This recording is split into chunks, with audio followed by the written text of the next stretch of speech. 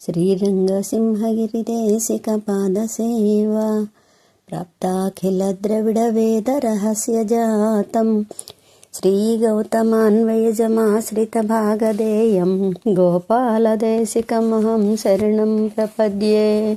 శ్రీమద్గౌతమవంశనాయకమణేర్గోపాలసూరేసుతం తత్పాదాంబుజలబ్ధయుగ్మనిగమాంతార్థం సుశీలం సదా సద్విద్యా వినయాది సద్గుణనిధిం స్వాచార్యనిష్టాన్వితం వందే వైష్ణవభూషణం తమనఘం శ్రీరంగరామానుజం. కౌశికాన్వయసంజాతం జ్ఞానవైరాగ్యసంపదం మంత్రార్థాదిప్రదాతారం ఉడైవర్లుగురుం భజే. ఆళ్వందార్ల తిరునక్షత్ర సందర్భంగా ఆళ్వందార్ల వైభవాన్ని దాసురాలు పెరుమాళ్ళ ఆచార్య ఆజ్ఞగా అవగతము చేసుకున్నంత మేరకు తెలియజేయడానికి ప్రయత్నిస్తూ ఉంది. పెద్దలందరూ కూడా మన్నించి మంగళాశాసనాలను ఇవ్వవలసిందిగా, అదేవిధంగా అందరూ కూడా భాగవతోత్తములు ఆదరించవలసిందిగా ప్రార్థిస్తూ ఉంది. శఠమర్షణ వంశ సంభూతులైనటువంటి వారు నాథమునులు. ఆ నాథమునులు తమ యొక్క శిష్యులైనటువంటి కురుగై కావలప్పన్, ఉయ్యకొండార్, తిరుక్కండ మంగై ఆండాన్ అనేటటువంటి వారికి తాము తమ యొక్క జ్ఞానాన్ని అందించి వారి ద్వారా తమ వంశములో ఆవిర్భవింపబోయేటటువంటి యామునాచార్యులు వారే ఆళ్వందార్లు. అటువంటి తమ పౌత్రుడికి ఆ విద్యలను అందించవలసిందిగా ఆజ్ఞ చేశారు తమ శిష్యుల్ని. నాథమునులు కొంతకాలం తర్వాత పరంపదించిన తర్వాత ఉయ్యకొండారికి కూడా చరమదశ కలుగుతూ ఉంది. అప్పుడు ఆ ఉయ్యకొండారులు, అయ్యో నేను మా గురువుగారు ఆజ్ఞ చేసినటువంటి విద్యని వారి యొక్క మనవలకి అందించలేకపోతున్నానే అని వ్యధ చెంది తమ శిష్యుడైనటువంటి మణక్కాల్ నంబి గారిని చూసి, మా గురువాజ్ఞగా ఈ యొక్క విద్యని వారి మనవలకి అందించమని కోరారు. అదేవిధంగా మణక్కాల్ నంబి కూడాను కొంతకాలానికి ఉయ్యకొండార్లు పరంపదించగా తాము అయ్యో తమ ఆచార్యుల యొక్క ఆజ్ఞ పాటించలేక మా ఆచార్యులు వ్యధ చెందుతూ ప్రాణాలు విడిచిపెట్టారే అని తాము ఎలాగైనా సరే నాథమునుల యొక్క పౌత్రులకి ఆ విద్యను అందించాలి అనుకున్నారు. ఆ మణక్కాల్ నంబిగారే రామమిశ్రులు. ఈ రామమిశ్రులు ఈశ్వరముని పుత్రులుగా అయినటువంటి ఆళ్వందార్లు ఎప్పుడు ఉద్భవిస్తారా అని వారు పెరుమాళ్ళను గురించి ప్రార్థిస్తూ ఉన్నారు. అయ్యో స్వామి, మా ఆచార్యులు నాకు చెప్పినటువంటి కర్తవ్యాన్ని నేను దృఢమైనటువంటి శరీరము కలిగి ఉండగానే ఈశ్వరమునికి పుత్రుడు కలిగినట్లయితే వారికి నేను ఈ విద్యలను అందించడానికి వీలవుతుంది కదా అనుకున్నారట. అలా ఉండగా విశ్వక్సేనుని యొక్క మంత్రుల్లో ఒకరైనటువంటి సింహముఖుడు అనేటటువంటి వారే ఆళ్వందారుగా అవతరించారు అని చెప్తారు. కలియుగము 3657 సంవత్సరాలు దాటాక ధాతనామ సంవత్సరములో ఆడి ఉత్తరాషాఢ నక్షత్రములో వారికి ఈశ్వరమునులకి ఒక పుత్రులు ఉదయించారు. వీరికే యామునన్, యామునేసన్, యమునై తురవర్ అనేటటువంటి నామములు ఉన్నాయి. ఈశ్వరముని పుత్రునికి జాతకర్మదిలు చేయించారు. తండ్రి ఆజ్ఞగా చక్కగా మంచి యమునై తురైవరన్ అనేటటువంటి తిరునామాన్ని ఉంచారు. అన్నప్రాసనము, చౌలము, ఉపనయనము మొదలైనవన్నీ చేశారు. చేసి చక్కగా యామునాచార్యుల్ని వేదాధ్యయనం చేయించడం ఆరంభించారు. మొదటి రోజు పంపించారట. రెండవ రోజున యామునాచార్యులు వెళ్ళి తిరిగి వచ్చేసారట. అయ్యో అదేమిటమ్మా అలా తిరిగి వచ్చేసారని తండ్రి గారు అడిగితే, నిన్నటి పాఠాన్నే మళ్ళీ చెప్తున్నారండి, కొత్త పాఠం చెప్పడం లేదు అని అన్నారట. అంటే వారి యొక్క ఆ విద్యా నైపుణ్యం ఏంటో మనకు తెలుస్తుంది. అంటే ఒక రోజుతోటి ఏకసంతాగ్రాహిగా వారు ఆ విద్యని పొందారనమాట. ఇంకా మళ్ళీ రెండవ రోజు కొత్తగా మళ్ళీ పాఠాన్నే కోరుకుంటున్నారు. వారు ఆ మాట అని చెప్పగానే సరే కొత్తగా చెప్పించేటటువంటి విధంగా మాట్లాడడంతో చక్కగా వీరికి ప్రత్యేకంగా వేదాధ్యయనాలన్నీ కూడాను పూర్తి చేయించేశారట వారి ఆచార్యులు, గురువు గారు. అక్కడ వేదాన్ని సాంగోపాంగంగా చక్కగా గ్రహించేశారు. అన్ని శాస్త్రాల్లో ప్రావీణ్యాన్ని పొందినటువంటి వారు అయిపోయారు. ఇలా ఉండగా యామునాచార్యులు ఒకసారి మహాభాష్య భట్టర్ వారి వద్ద శాస్త్రాధ్యయనం చేస్తున్నారట. అలా మహాభాష్య భట్టర్ వద్ద శాస్త్రాధ్యయనం చేస్తూ ఉండగా అక్కడ ఒక చోళరాజు దగ్గర ఆఖ్యాజ్వాన్ అనేటటువంటి వారు, అంటే విద్వజ్జన కోలాహలుడు అనేటటువంటి ఒక పురోహితులు ఉండేవారట. వారు ఏం చేసేవారట, ప్రజలు రాజుకు కప్పం ఎలాగైతే కడతారో అదేవిధంగా విద్వాంసులందరూ కూడా తనకి 10వ భాగము, అంటే తమకు వచ్చినటువంటి ఆదాయంలో అన్నమాట. ప్రజలు ఏం చేస్తారు, తమకు వచ్చిన ఆదాయంలో 6వ వంతు రాజుకి కప్పంగా కడతారు. అదేవిధంగా విద్వాంసులైన వారు కూడా తమ యొక్క ఆదాయంలో 10వ వంతు తమకు కప్పంగా కట్టాల్సింది అని చెప్పేసి ఒక ఏర్పాటు చేసుకున్నారట. ఆ విధంగా ద్రవ్యాన్ని పంపండి అని ఆఖ్యాళ్వాను మహాభాష్య భట్టర్ వారికి జాబు రాశారట. అంటే యామునాచార్యుల యొక్క గురువు గారికి. అప్పుడు యామునాచార్యులు దాని పాపం ఆ కప్పము కట్టలేక వీరు మహాభాష్య భట్టర్ వారు వ్యధ చెందుతూ ఉంటే అది చూసినటువంటి యామునాచార్యులు వెంటనే ఆ చీటీ చింపివేసి, నేను మీకు శిష్యుడై ఉండగా మరొకరికి మళ్ళీ మీరు కప్పం కట్టవలసినటువంటి అవసరం మీకు రావడం ఏంటండి అని చెప్పి వారు దానికి ప్రత్యుత్తరంగా, మేము కవనము చెప్పు కవులముగాము, బాగుగా నున్నదని ఆనందించువారముగాము, ప్రతివాది అను ఏనుగు కుంభమును పగులగొట్టు సింహములము అని వ్రాసి పంపించారట. అప్పుడు యామునాచార్యులు అనేటటువంటి వారిని, ఆహా ఈ విధంగానా, అయితే ఒకసారి సభకి రండి అని చెప్పి వారు కబురంపారట రాజుగారు, చోళరాజుగారు. అయితే వారు రాలేదు. అప్పుడు వెంటనే రాజుగారి పత్ని ఆవిడ చెప్పారట, ఎప్పుడైనా సరే అండి రాజుకి తన ఊరిలోనే గౌరవం ఉంటుంది, కానీ విద్వాంసుడు అనేటటువంటి వాడు సర్వత్రా పూజ్యతే అన్నట్లుగా విద్వాంసుని ప్రతి దేశమందు కూడా గౌరవమే ఉంటుంది. మీకు ఇక్కడే గౌరవం ఉంది కానీ ఆయనకి అన్ని చోట్ల కూడా గౌరవం ఉంటుంది విద్వాంసుడు కాబట్టి, వారిని అలా కాదు, వారిని ఎలా పిలిపించాలో ఆ విధంగా పిలిపించాలి అని వారికి నవరత్న ఖచ్చితమైనటువంటి పల్లకీని పంపి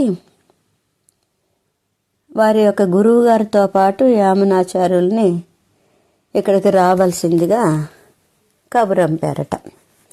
అప్పుడు యామునాచార్యులు వచ్చి ఈ రాజుగారి యొక్క ఆస్థానం దగ్గర, గృహద్వారం దగ్గర ఒక చీటీ రాసి వేలాడగట్టారట. అందులో ఆసేతు హిమాచలానికి ఉదయాస్తాద్రులకి మధ్యగల ప్రదేశంలో మీమాంసా శాస్త్రములో నాలాగా శ్రమపడి తెలిసినటువంటి మరొక విద్వాంసుడుంటే అతన్ని వెతికి తీసుకురండి అని రాసి వాదానికి తాము సిద్ధమన్నట్లుగా వారు వెంటనే తెలియచేశారట. అప్పుడు వెంటనే అదే విధంగా అంగీకరించినటువంటి ఆ రాజుగారు అయితే ఆఖ్యాజ్వంతో వీరికి వాదాన్ని ఏర్పాటు చేశారట. రాజుగారు అన్నారట రాణిగారితోటి, వీరిద్దరిలో ఎవరు గెలుస్తారని అనుకుంటున్నావు అని అనగానే వెంటనే రాణిగారు ఆ పురోహితుల యొక్క సంగతి తెలిసినటువంటి వారే తమ భర్తతోటి అడగడం ఎందుకండి, యామునాచార్యుడే అందులో జయిస్తారు అని చెప్పారట. రాజుగారేమో మన పండితుడే జయిస్తారు, నీ మాట అబద్ధం అవుతుంది అంటే, అయితే ఏమి పందెం వేసుకుందాము అనుకున్నారట వారిద్దరు. అప్పుడు రాణిగారు అన్నారట, నేను గనక ఓడిపోయినట్లయితే పట్టపు రాణి బిరుదును వదిలేసి 6 నెలలు ఇల్లు ఊడ్చి ముగ్గు పెడుతూ అలా నేను సేవ చేస్తూ ఉంటాను అని అన్నారట. అప్పుడు రాజుగారు, నేను చెప్పినటువంటి మాట కనుక అసత్యం అబద్ధం గనక అయినట్లయితే, అంటే ఈ పండితుడు గనక ఓడినట్లయితే, ఆకియాళ్వాన్ గనక ఓడినట్లయితే నా రాజ్యంలో సగభాగం ఇస్తానని వారన్నారు. అప్పుడు సరే అని ఇద్దరు కూడాను వాదానికి సిద్ధపడ్డారు. అందులో వాదం ఏంటి, వీరు చెప్పినటువంటి మాటని రాజపురోహితుడు కాదు అని చెప్పాలన్నమాట.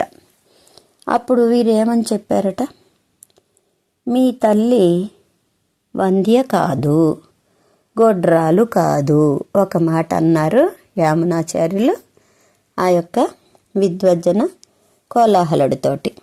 రెండవది, మళ్ళీ ఈ చోళరాజు సార్వభౌముడు కాడు అని చెప్పండి అన్నారు. మొదటిదేమో మీ తల్లి గొడ్రాలు కాదు అన్నారు, అంటే ఆయన ఏమనాలి, గొడ్రాలు అని ఒప్పుకోవాలి. రెండోదేమో ఈ చోళరాజు సార్వభౌముడు అన్నారు వీరు, వారేమని చెప్పాలి, సార్వభౌముడు కాడు అని చెప్పాలి. మూడోదేమో రాజపత్ని పతివ్రత అన్నారు వీరు, అంటే ఆకియాళ్వాన్ ఏమన్నాలి, ఆయన కాదు అని చెప్పాలన్నమాట. అంటే ఇప్పుడు వారు ఏమేం చెప్పాలి, నా తల్లేమో గొడ్రాలను ఒప్పుకోవాలి, వారు చోళరాజు సార్వభౌముడు కాదని అనాలి, రాజపత్ని పతివ్రత కాదనాలి. ఆ విధంగా వారు దాన్ని సిద్ధపరచగలగాలి. అయితే దానికి ఇంకా ఆయనకి ఏం చెప్పాలో ఏం చెప్పలేకపోయారట సమాధానాన్ని. దాంతో ఆ వాదనలో ఓడిపోయారు. అయితే దాన్ని యామునాచార్యులు ఎలా సమర్థించారు, కదళీ వంద్యలాగా, ఏంటి మన అరటి చెట్టుకి ఒక్కటే గెల్ల ఉంటే దాన్ని కదళీ వంజ అంటారు, ఒక్కటే గెల్ల ఉంటే ఒక పుత్రుడు కాదు అంటారు. అలా మీరు మీ తల్లికి ఒక్క పుత్రుడు కాబట్టి మీరు మీ తల్లి గొడ్రాలే అని అన్నారు. రెండవది, ఈ చోళరాజు రాజు కాదు అని అన్నారు కదా, ఈ చోళరాజు సార్వభౌముడు కాదు అని అన్నారు కదా. నా విష్ణు పృథివీపతి అనేటటువంటి మాటను బట్టి విష్ణువంశ లేనటువంటి వారు రాజుకి రాజు కాలేరు కాబట్టి, అలా ఈ చోళరాజు కూడాను విష్ణువంశ లేనటువంటి కారణంగా రాజు కాదు అన్నారు. ఇక మూడవదో, రాణిగారు పతివ్రత కాదు అని చెప్పాలి వారు. మరి ఎలా చెప్పగలుగుతారు ఆ మాటని అని అంటే, వివాహమైనటువంటి స్త్రీకట శాస్త్రం ప్రకారము భర్తతో చేరి ఉండేటటువంటి ఆ శుభకార్యం అనేది 3 రోజుల తర్వాత, 3 రోజులు విడిచిపెట్టి తర్వాత చేస్తారట లోకంలో ఎప్పుడైనా. ఎందుకనేనంటే, మొదటి 3 రోజులు కూడా, వివాహమైన మొదటి 3 రోజులు కూడా ఆ స్త్రీతోటి సోముడు, గంధర్వుడు, అగ్ని 3 రోజులు వీళ్ళు ముగ్గురు కూడా ఆమెతో పాటు చేరి ఉంటారట. అందుకని ఆ 3 రోజుల పాటు ఆ స్త్రీని, అలా వివాహమైన స్త్రీని వదిలేసి 4వ రోజున భర్తతోటి శుభకార్యాన్ని చేయిస్తారట. లోకంలో అది ప్రసిద్ధి చెందినటువంటి ఒక ఆనవాయితీ. కాబట్టి ఆమె మరి భర్తతో చేరే ముందు మరి ముగ్గురు ఆమెతో చేరినట్లుగా చెప్తూ ఉన్నారు కదా, కాబట్టి ఇంకా ఆమె పతివ్రత కాదు అని అన్నారట. ఈ విధంగా ఆ వాదనలో ఆయన చెప్పిన వాటిని కాదు అని అనలేక ఆయన కాస్త ఓడిపోయారు. ఆ తర్వాత మళ్ళీను వీరు వాదనలో కూడా జగత్తు మిథ్య అని పురోహితుడు చెప్పడము, వీరు కాదది సత్యం అని చెప్పేసి యామును వాదించడము, ఇలా మొత్తం మీద యామునాచార్యులు వారిని ఓడించేశారు. అప్పుడు ఆనందపడిపోయినటువంటి ఆ రాణిగారు లేచి వచ్చి వీరితోటి, ఆళవందారే, ఆహా మమ్మల్ని రక్షించడానికి కోసం వచ్చినటువంటి వారా అని చెప్పి వీరిని అనడం జరిగిందట. అప్పుడు రాజుగారు తాను అన్నట్టు ప్రకారమే సగం రాజ్యాన్ని రాణికి ఇచ్చేస్తానంటే, రాణిగారు నేనేం చేసుకుంటానండి, ఆ రాజ్యం కాస్త ఆళ్వందార్లకు ఇచ్చేయండి అని అన్నారు. ఆ విధంగా యామునాచార్యులు చక్కగా సింహాసనము అధిష్ఠించి రాజ్యానికి రాజయ్యారు. ఇలా వారు రాజకార్యాల్లో మునిగి ఉండగా కొంతకాలానికి వీరు ఈ యొక్క మణక్కాల్ నంబి అనేటటువంటి వీరు ఏదైతే ఉయ్యకొండార్లు తమకు అప్పచెప్పినటువంటి ఆ పని ఉందో అది పూర్తి చేయడం కోసమని యామునాచార్యులకి తమ ఆచార్యులైనటువంటి ఆ నాథమునులు అప్పచెప్పినటువంటి ఆ విద్యని ఇవ్వాలి అని ఆ రామమిశ్రులు యామునాచార్యుల కోసం వచ్చారట. వచ్చారు కానీ వారికి ఎక్కడా అవకాశం లభించడం లేదు.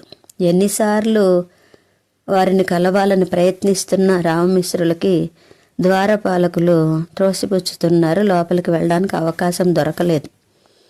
అప్పుడు ఒకసారి యజమానురాలు వారందరూ భుజించేగా వారికి వంట చేసేటటువంటి వంటవాడు తాను కూడా భోజనం చేసేసి తాల్పాకులు వేసుకుని బయటికి వచ్చేట.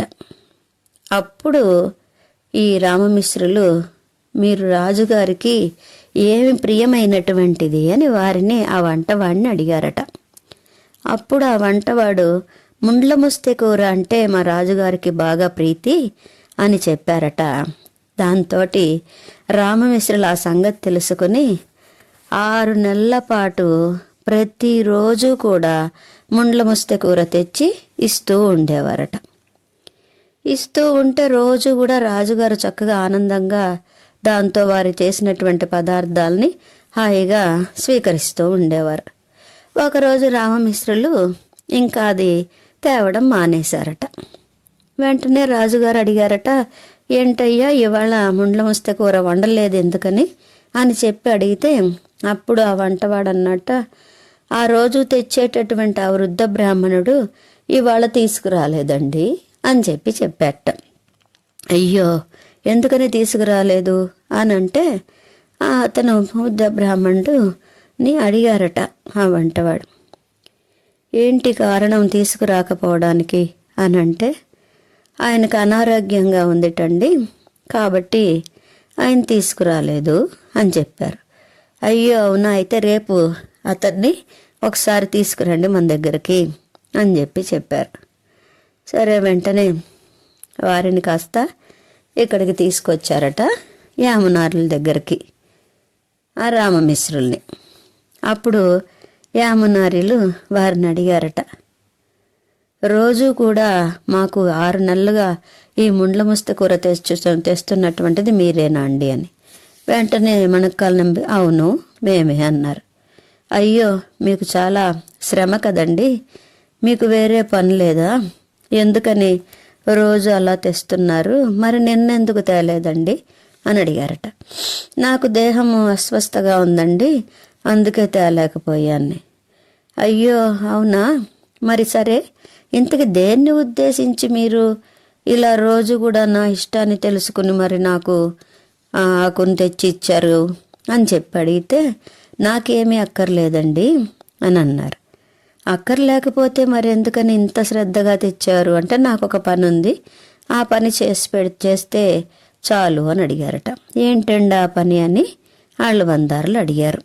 నా దగ్గర మీకు సంబంధించినటువంటి ఒక సొత్తు ఉంది, దాన్ని మీకు ఇవ్వాలనుకుంటున్నాను అని. ఎక్కడదండి మీకు ఆ సొత్తు అని అడిగారట ఆళ్వందారులు రామమిశ్రుల్ని. అప్పుడు రామమిశ్రులు, నేనే సంపాదించినటువంటిదండి అని అన్నారట. మీ పెద్దలే నా దగ్గర దాన్ని ఉంచారు, నిక్షిప్తం చేశారు, అది మీకు తిరిగి ఇవ్వాలనుకుంటున్నాను. అయితే నాకు ఇచ్చేస్తే మరి మీకు తగ్గిపోదా అడిగారట వారు. లేదండి, అది చాలా పెద్ద సొత్తు అంటే, మరైతే ఇవ్వండి నాకు అంటే, అలా కాదండి, అది చాలా పెద్ద సొత్తు, ఇలా ఇచ్చేయడానికి కుదరదు, కొంత సమయం పడుతుంది అన్నారట. సరే, ఎంతకాలం పడుతుందో అంతకాలము మీరు ఇవ్వదలుచుకున్నట్టు అదేదో నాకు ఇవ్వండి అంటే, అప్పుడు వీరు ప్రతినిత్యము కూడా వచ్చి వారికి భగవద్గీతలో ప్రతి అధ్యాయాన్ని రోజుకొక అధ్యాయం చొప్పున చక్కగా 18 రోజులు గీతనంతా కూడా ఉపదేశం చేశారట. నాదమునులు మొదలగు వారి చేత చక్కగా చెప్పబడినటువంటి ఆ గీతార్థాల విషయాలన్నిటినీ కూడా వారికి చక్కగా సేవింపజేశారు. అందులో ఆ అధ్యాయాలన్నిట్లో కూడా 18 అధ్యాయాల్లో 4 వర్ణాల చతురాశ్రమాల ధర్మాలు, స్త్రీ ధర్మాలు, ఇలా ఎన్నో విషయాలు చక్కగా వారు చెప్తే, అయ్యో అవునా, ఇలాంటివన్నీ మేము మరి సర్వధర్మాన్ని పరిత్యజ్య అన్నారు కదా, అన్ని ధర్మాలు విడిచిపెట్టేయాలా, అయితే నేను సన్యాసం స్వీకరించేనా అంటే, అలా కాదండి, అన్ని ధర్మాలు విడిచిపెట్టడం అంటే అవి ధర్మాలు పాటించి వాటి యొక్క ఫలాలు మాత్రం విడవమని అర్థమండి అని చెప్పి వారు తెలియచేశారట. మరి ఏం చెయ్యాలి అంటే, ప్రపత్తి అనేది మనకి ప్రధానమైనది అన్నారట.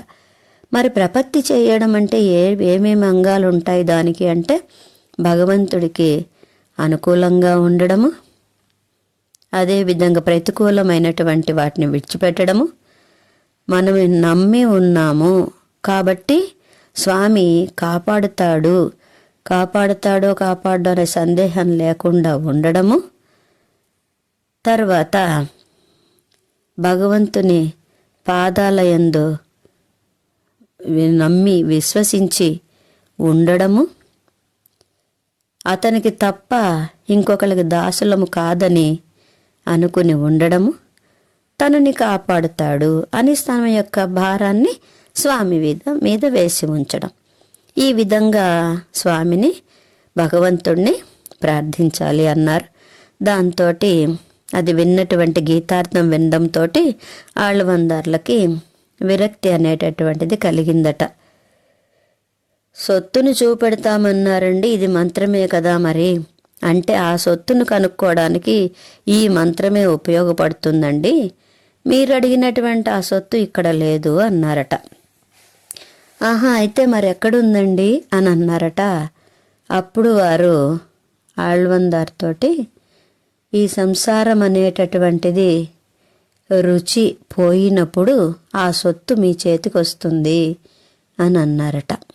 అలా అయితే ఆ సొత్తు ఎక్కడుందంటే, శ్రీరంగానికి తీసుకెళ్ళి కావేరిలో స్నానం చేయించి శ్రీ రంగనాథుణ్ణి చూపించి, ఇదేనండి మీ సొత్తు, సేవించండి అని చెప్పారట.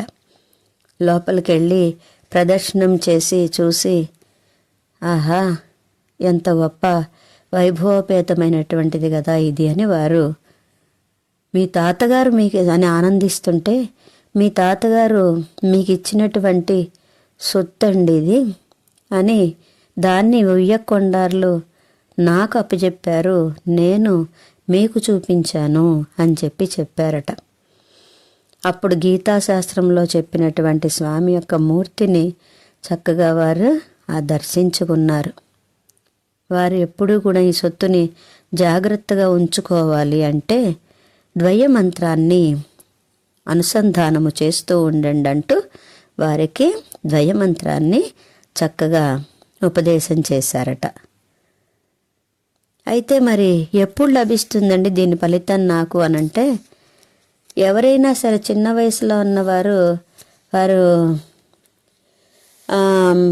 ప్రాయం అనేటువంటి 18 ఏళ్ల ప్రాయం, మైనారిటీ అనేటటువంటి తీరగానే వెంటనే లభించేది కదండి, దానికి కొంత సమయం పడుతుంది.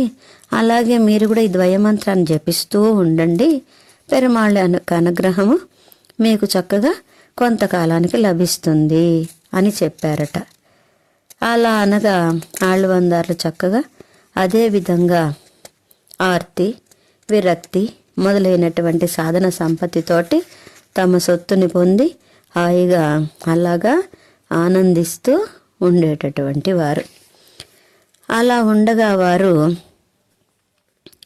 సన్యసించి తమ జీవితాన్ని విరక్తితోటి సన్యసించి అలా గడపాలి అని అనుకున్నటువంటి వారు తమకి మరొక విద్యని చెప్పడానికి ఆజ్ఞాపింపబడినటువంటి కురుగై కావలప్పన్ అనేటటువంటి వారి దగ్గర యోగ విద్యను అభ్యసించడం కోసమని అక్కడికి వెళ్ళారట వీరు.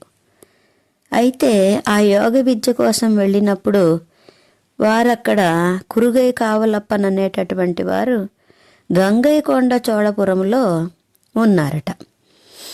అక్కడికి వీరు వెళ్ళేసరికి వారి యొక్క భవనం అంతా కూడా కూలిపోయినట్లుగా ఉందట. వారి ఇల్లు అంతా కూడా ఒక పాత గోడ కింద కూర్చుని కురుగై కావలప్పను యోగ విద్యను అభ్యసిస్తున్నారు. అంటే చక్కగా యోగ విద్యను కూడా పొందాలి అని అనుకున్నారనమాట వీరు. యోగ విద్యను అభ్యసిస్తూ ఉంటే వీరు వారిని ఇబ్బంది పెట్టడం ఇష్టం లేకుండా, మధ్యలో వారి యోగానికి భంగం చేయడం ఇష్టం లేకుండా ఆ గోడకి యువతల పక్కన వీరు మిగిలినటువంటి వారితో పాటు వేచి ఉన్నారట. అయితే యోగంలో ఉన్నటువంటి కురుగై కావలప్పను కాసేపటికి ఆ కళ్ళు మూసుకుని సొట్టై కులము వారు ఎవరైనా ఇక్కడికి వచ్చి ఉన్నారా అని అడిగారట. అప్పుడు ఆళ్వందార్లు వెళ్ళి వారి ఎదురుగా నిలబడేసరికి, స్వామి మేము వచ్చినట్టుగా మీకు ఎలా తెలిసింది అంటే, నేను యోగము చేస్తుంటే స్వామి నా భుజాలను ఎక్కి గోడ వెనక్కి చూస్తూ ఉన్నారు, దాన్ని బట్టి మాకు అర్థమైంది ఇక్కడెవరో వచ్చి ఉంటారు అని అన్నారట. అలా ఉండగా సరేమని ఆ కురుగై కావలప్పన్ అనేటటువంటి వారు దగ్గర మరి నాకు యోగ విద్యను అభ్యసింపజేయండి, మీ దగ్గర నేర్చుకోవడానికి వచ్చాను అన్నారట. అంటే నా చరమదశ ఎందు మీకు చెప్తానులేండి అని చెప్పారట ఆళ్వందార్కి కురుగై కావలప్పన్. అప్పుడు సరే అన్నారు. అక్కడి నుంచి వచ్చి శ్రీరంగంలో వేంచేసి ఉంటున్నారు. అధ్యయన కాలంలో కొందరు స్వాములు అనంత పద్మనాభుణ్ణి వర్ణించి పాడేసరికి అప్పుడు వారు కూడాను చాలా ఆనందంతోటి అనంత పద్మనాభుణ్ణి సేవిద్దామని చెప్పేసి అనంత శయనానికి వెళ్ళారు. అక్కడ ఉండగానే ఒకరోజు గుర్తు వచ్చిందట యామునాచార్యులకి. అయ్యో కురుగై కావలప్పను నాకు ఎప్పుడు చెప్తారండి అని అంటే వారు రాసి ఇచ్చారట చీటీ మీద. ఎప్పుడు చెప్తారు నాకు ఈ యోగ విద్యని అని అడిగితే పలానా రోజు చెప్తాను అని ఒకటి రాసి ఇచ్చారట వీరికి. ఆ చీటీ తీసి చూసుకున్నారట, ఎప్పుడు చెప్తామని అన్నారు అని. సరిగ్గా అదే రోజున కురుగై కావలప్పను చెప్తారు అని చూసుకున్నారట. అయ్యో ఇవాల్టి రోజున వారు అనుగ్రహిస్తా అన్నప్పుడు నేను వెళ్ళలేకపోయానే అనుకుని పాపం బాధపడిపోతూ ఇక ఆ యోగ విద్య నాకు ప్రాప్తం లేదనుకున్నారట ఆళ్వందార్లు దుఃఖిస్తూ. సరే మన ఆచార్యులు రామమిశ్రులు ఇచ్చినటువంటి ఆ ద్వయమంత్రం ఉంది కదా, దాన్నే సేవిస్తూ అలాగే ఉందాము అని చెప్పి అదే విధంగా ఉండిపోయారట ఇక్కడేను. అలా యామునులు శిష్యులతో పాటు చక్కగా శ్రీరంగానికి వచ్చారు. అక్కడే వారు పెరియ నంబి, తిరుమలై నంబి, తిరుక్కోటియూర్ నంబి, తిరుక్కచ్చి నంబి మొదలైనటువంటి వారితోటి అలా వేంచేసి ఉంటూ ఉన్నారు. ఒకసారి కాంతిమతి దేవి అనేటటువంటి ఆవిడకి చక్కగా ఒక కుమారులు ఉద్భవించారు. వారే రామానుజులు. అటువంటి రామానుజులు చక్కగా పెరిగి చక్కటి విద్యాభ్యాసాన్ని కొనసాగిస్తూ ఉంటే యాదవ ప్రకాశుల దగ్గర ఉన్నటువంటి వారు తమ దగ్గరికి వస్తే బాగుండు అని యామునాచార్యులు వారి కోసం వ్యధ చెందుతూ ఉన్నారట. ఆళ్వందార్ల ఆఖరికి ఎలాగైనా సరే రామానుజులను చూడాలనుకుని రంగనాథుణ్ణి ప్రార్థిస్తూ ఉన్నారు. రంగనాథుణ్ణి ప్రార్థించి వారు కాంచీపురం నుంచి ఈలోగా ఇద్దరు వైష్ణవులు రాగా అక్కడికి వారు కూడా కాంచీపురానికి వెళ్ళి అక్కడ రామానుజుల వారిని సేవించాలి అని అనుకున్నారట. నాదమునుల పరంపరగా వచ్చినటువంటి అర్థాలన్నిటినీ కూడా సాక్షాత్తుగా కాపాడేటటువంటి వారు రామానుజులే అని అనుకున్నారట. అనుకున్నటువంటి వారు రామానుజులను చూడడానికి బయలుదేరి తిరుక్కోయిలూరు మార్గంలో వెళ్ళి స్వామిని సేవించి కాంచీపురానికి చేరారు. కాంచీపురం చేరేసరికి వీరు సరిగ్గా వారి యాదవ ప్రకాశులతో పాటు అలాగా తిరుగుతూ ఉన్నారు. వారి యొక్క విద్యాభ్యాసం వారి దగ్గర జరుగుతూ ఉంది. అయితే కాంచీపురానికి వెళ్ళినటువంటి వారు అనుకున్నారట, ఆళ్వందార్లు, నేను ఎలాగైనా సరే ఇక్కడ రామానుజుల్ని పొందగలుగుతాను అనుకున్నారట. ఏ విధంగా అనుకున్నారట వారు? వారిని ప్రార్థించారట వరదరాజుణ్ణి. ఏమని? వరదా, నీ ప్రసాదము చేత చెవిటివాడు బాగా వినగలిగిన వాడవుతాడు, కాలు లేనివాడు పరిగెత్తగలుగుతాడు, మూగవాడు ధారాళంగా మాట్లాడగలుగుతాడు, గుడ్డివాడు బాగా చూడగలుగుతాడు, అశ్వత్థ ప్రదక్షిణము, రామేశ్వర యాత్ర, సుందరకాండ పారాయణ, ఈ మూడు కూడా చేసే పడేటటువంటి శ్రమ కూడా వ్యర్థమే. కాంచీపురి అలా శ్రమ పడినటువంటి వంధ్య అంటే గొడ్రాలు కూడా కాంచీపురానికి వెళ్ళి పుత్రుణ్ణి కంటుంది అని అంటారు కదండి. ఏం చెప్తున్నారండి? అశ్వత్థ ప్రదక్షిణము చేసిన, అదేవిధంగా రామేశ్వర యాత్ర చేసిన, సుందరకాండ పారాయణ చేసి శ్రమపడిన వంధ్య అయినటువంటి ఆమె, గొడ్రాలైనటువంటి ఆమె కాంచీపురానికి చేరి పుత్రుణ్ణి కంది అని అంటారు కదా. అలా వరద నా కోరికని అనుగ్రహించవయ్యా అని అన్నారట. ఆ సమయంలో వారు అటువైపుగానే వచ్చారు. కానీ వారు యాదవ ప్రకాశులు ప్రవచనము చేస్తూ వెళుతున్నారు, రామానుజులేమో వారిని అనుసరిస్తూ వెళుతున్నారు. దాంతో వారి మాటకి వాక్యానికి భంగం కలుగుతుందని వీరు మాట్లాడకుండా వారిని చూశారు.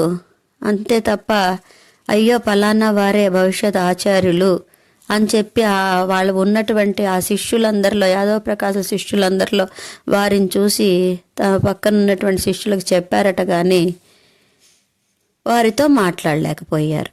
శ్రీరంగానికి వెళ్ళిపోయారు. అక్కడ చాలా బాధపడుతూ ఉన్నారు. అలా ఉండగా భగవద్విష కాలక్షేపం జరుగుతుంటే కొంతకాలానికి ఆళ్వందార్లకి రాజవ్రణం వచ్చిందట. దాంతో వారు చాలా బాధపడుతూ ఉండేవారు.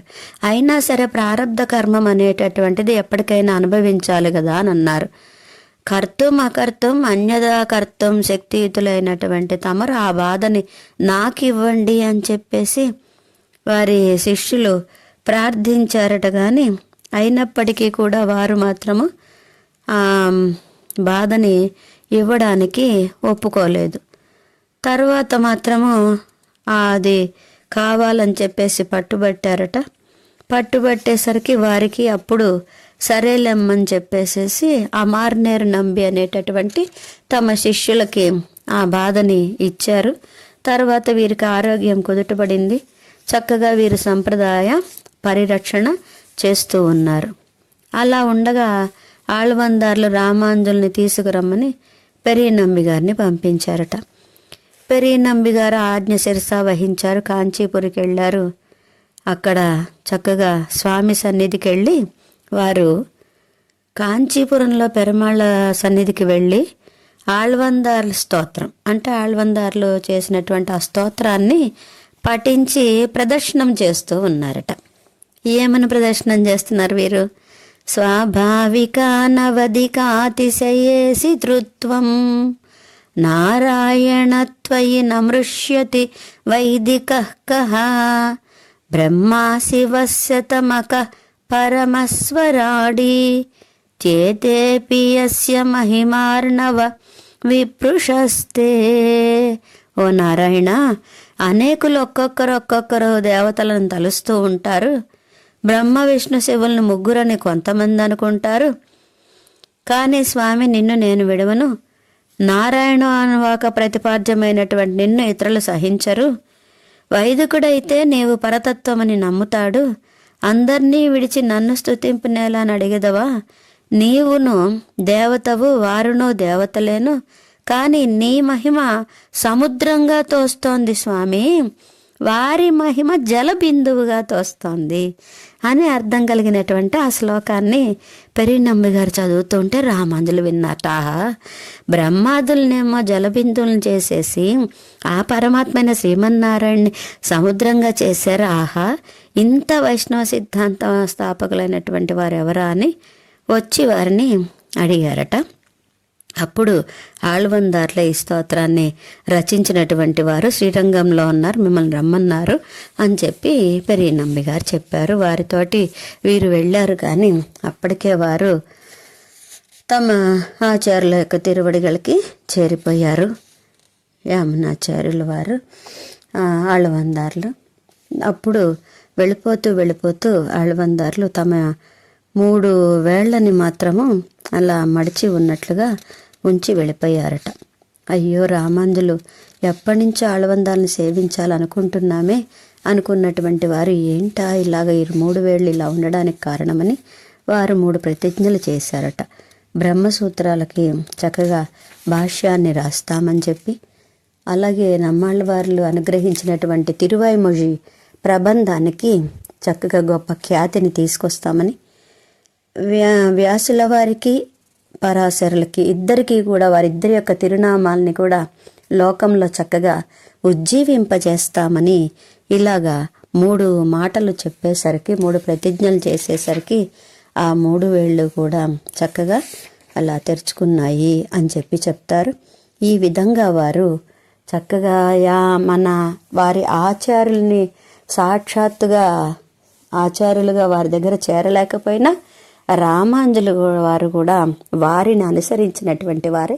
లోకానికి అంతటికీ కూడాను వారి ఆచార్యులు అందించినటువంటి ఆ యొక్క ఆళ్వందార్లు అందించినటువంటి విషయాలన్నిటినీ కూడా లోకానికి తెలియచేసి ఎంతో ఆచార్యులకి ఎంతో గొప్ప ఖ్యాతిని తెచ్చిపెట్టినటువంటి వారయ్యారు.